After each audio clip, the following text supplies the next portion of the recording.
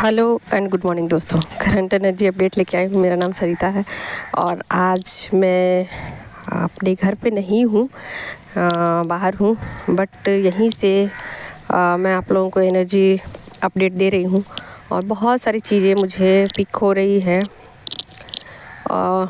Energy कुछ इस तरीके की है, रीयूनियन वाली एनर्जी है। तो बहुत सारे लोगों को यहाँ 3D लेवल पर बहुत सारे लोगों का यूनियन होने वाला है और बहुत सारे लोगों का रीयूनियन होने वाला है। तो ये रीयूनियन जो होने वाला है या हो चुका है, होने वाला नहीं, हो चुका है, और वो परमानेंट रीयूनियन है। और ये एनर्जी पहले से ही पता चल रही थी और मैं एनर्जी अपडेट में दिया करती थी, तो मुझे ये चीज़ें पहले से ही रिसीव हो रही थी कि परमानेंट रीयूनियन होने वाला है बहुत सारे लोगों का और 3D लेवल पर होने वाला है। तो बहुत सारे जो लोग हैं फेमिनाइन मस्कुलाइन, वो 3D लेवल पर रीयूनाइट हो चुके हैं, ठीक है। और यहाँ पर देखिए, रीयूनियन का मतलब ये तो है कि दोनों ही सोल जो है अपने अपने जो पार्टनर हैं उसकी अहमियत को तो समझते हैं, उसके पावर को तो समझते हैं, बट 3D लेवल पर एक्सेप्टेंस नहीं करते हैं या एक्सेप्ट नहीं करते हैं उन चीज़ों को, और कहीं ना कहीं उसको इग्नोर करते रहते हैं, उन चीज़ों से डिनाई करते रहते हैं और भागते रहते हैं। लेकिन जो एनर्जी मुझे पिक हो रही है वो ये है कि मस्कुलाइन जो है वो फेमिनाइन के पावर को समझ चुके हैं और जो फेमिनाइन है वो मस्कुलाइन की अहमियत को समझ चुकी है। यानी कि 3D लेवल पर उनके मौजूदगी क्यों ज़रूरी है और क्या ऐसा है जो कि उनको 3D लेवल पर उनका होना ज़रूरी है और क्यों उनका मतलब होना मस्ट है और उनके ना होने से क्या हो सकता है। इन चीज़ों को फाइनली फेमिनाइन जो है वो समझ चुकी है। क्योंकि अक्सर क्या होता है कि फेमिनाइन के अंदर ये ईगो आ जाता है कि मैं फुल्ली इंडिपेंडेंट हूँ और मुझे किसी भी तरीके से किसी और की एग्जिस्टेंस नहीं चाहिए या फिर किसी और की मुझे ज़रूरत नहीं है। तो 5D लेवल पर तो ये चीज़ें ठीक है, पर 3D लेवल पर ये रीयूनियन में बाधा पहुंचाती है। और अब फेमिनाइन जो है भले ही सब चीज़ को समझ चुकी है 3D लेवल पर, 5D लेवल पर, और जो भी नॉलेज है वो गेन हो चुके हैं उनको, फिर भी वो अब एक्सेप्टेंस के कगार पे है और पूरी तरीके से अपने काउंटर पार्ट को एक्सेप्ट कर चुकी हैं।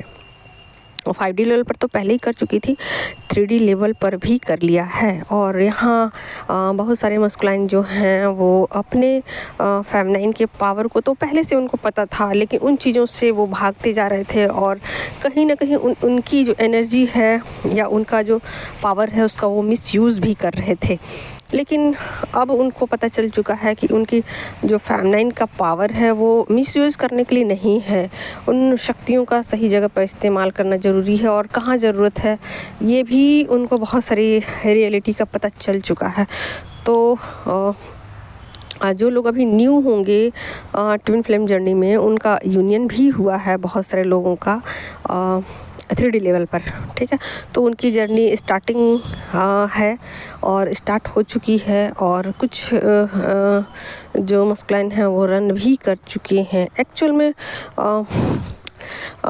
DM जो हैं वो फादर की एनर्जी में होते हैं और जो DF है वो मदर की एनर्जी में होती हैं। और कहीं ना कहीं फेमिनाइन को ये चीज़ें पता नहीं होती है कि वो मदर की एनर्जी में है, भले ही वो कम एज की हों, भले ही वो 20 की हों, 80 की हों, 18 की हों, सॉरी।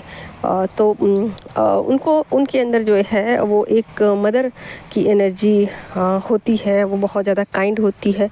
और उसी तरीके से मस्कुलाइन भी एक फादर की तरह होते हैं, प्रोटेक्टिव होते हैं, लेकिन कहीं ना कहीं अपनी एनर्जी से भटक गए होते हैं। और दोनों एनर्जी जब साथ आती है और दोनों को फिर चीज़ें काम करना होता है, दोनों को अपने अपने ऊपर, और ट्रिगर के द्वारा ये काम होते हैं। और ट्रिगर पर जितना जल्दी काम हो जाए उतना जल्दी ये जर्नी कंप्लीट होती है और कंप्लीट तब होगी जब रियूनियन हो जाए, और रियूनियन अल्टीमेट गोल है इस जर्नी का।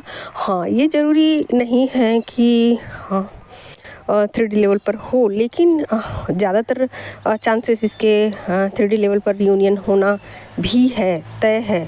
क्योंकि अगर आप 5D लेवल पर बहुत सारी वर्क करते हो तो निश्चित रूप से डिवाइन का ये वर्क हो जाता है कि आपको 3D लेवल पर कैसे मिलाया जाए अपने डिवाइन काउंटर पार्ट से। ठीक है, तो दोनों मदर और फादर की एनर्जी में होते हैं और कहीं ना कहीं उनके अंदर कुछ कमियां होती हैं और उन कमियों पर काम करना होता है। पहले फेमिनाइन को काम करना होता है और जो मस्कुलाइन है वो उनको ट्रिगर करके वहाँ तक लेके आते हैं, अपनी जो पावर से उनको परिचित कराते हैं, और वो क्वीन ऑफ पेंटिकल्स की एनर्जी में स्टक हो रहती हैं, और जो मस्कुलाइन है वो किंग ऑफ सोर्ड्स की एनर्जी में होते हैं। फिर बाद में दोनों जो रीयूनियन के स्टेज पे पहुंचने से पहले एम्परर और एम्प्रेस की फिर दोनों एम्परर और एम्प्रेस की एनर्जी में आ जाते हैं और अपने अपने पावर को समझ जाते हैं, और ये भी समझ जाते हैं कि उनका काम क्या है इस 3D में और क्या काम उनको करने की ज़रूरत है, और किन चीज़ों को अप्लाई करना है, क्या चीज़ें अपनी लाइफ में छोड़नी है, रखनी है, क्या सब कुछ पता होता सब कुछ। और वो फिर 3D में लोगों को सर्व करते हैं, अपनी एनर्जी से लोगों को बैलेंस करते हैं, ठीक करते हैं, सुधार करते हैं।